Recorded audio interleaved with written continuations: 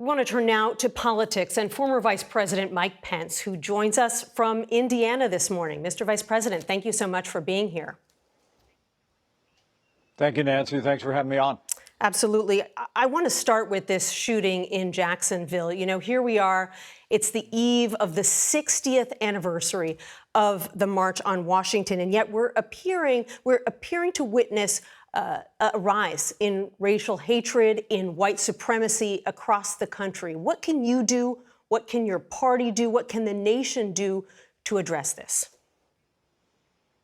Well, there's no place in America for racially inspired violence, and I condemn what occurred in Jacksonville in the strongest possible terms. That wasn't a criminal act. That was an act of evil. But our prayers are with the families who lost loved ones and those that are injured. Karen and I prayed this morning for them.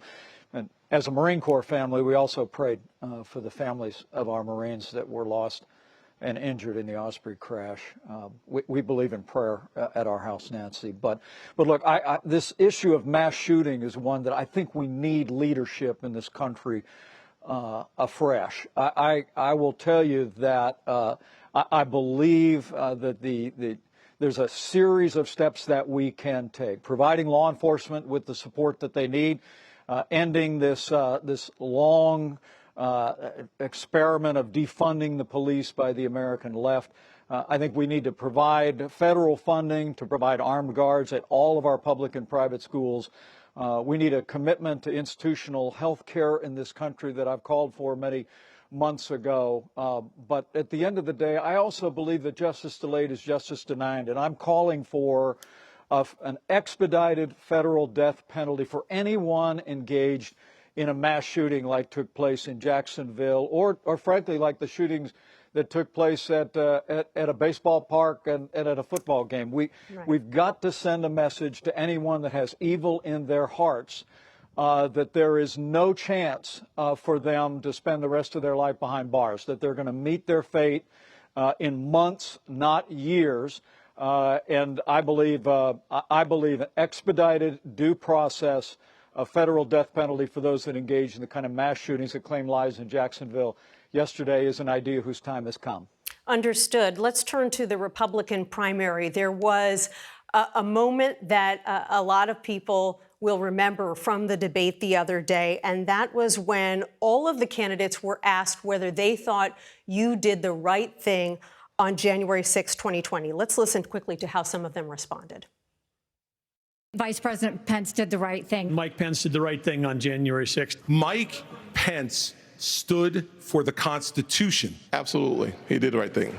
Mike did his duty. I got no beef with him. Can you tell us what it felt like to get that kind of validation from your fellow Republican leaders after all the abuse you've taken from the MAGA wing of your party for the past 2.5 years for that? For simply doing your job on January 6th? Well, Nancy, it was heartening, but it wasn't anything new. Frankly, as I've traveled around this country for the last 2.5 years, Americans from every walk of life have come up to me and expressed their appreciation for the fact that we did our duty that day. Look, as I said, I understand the disappointment in the 2020 election. I was on the ballot. But under our Constitution, states certify elections, and once court cases and reviews and recounts are completed, the only duty of the Vice President is to preside over a joint session of Congress where those votes are open and counted. And I welcome the fact that almost everybody on that stage made it clear that I did my duty that day. And I think the American people deserve to hear where every single one of the candidates for the Republican nomination stand. Yeah, I want to ask you about one of those candidates, entrepreneur Vivek Ramaswamy. You had some criticism of him on the stage. You said the country can't afford to have a rookie in the White House. I wonder what you make of his voting record. He's listed as an unaffiliated voter in his home state of Ohio. He didn't vote in the 22 primaries. He has acknowledged that he didn't vote in most presidential elections, and he describes himself as a, quote, American nationalist. What's your view of his politics? Well, where to start?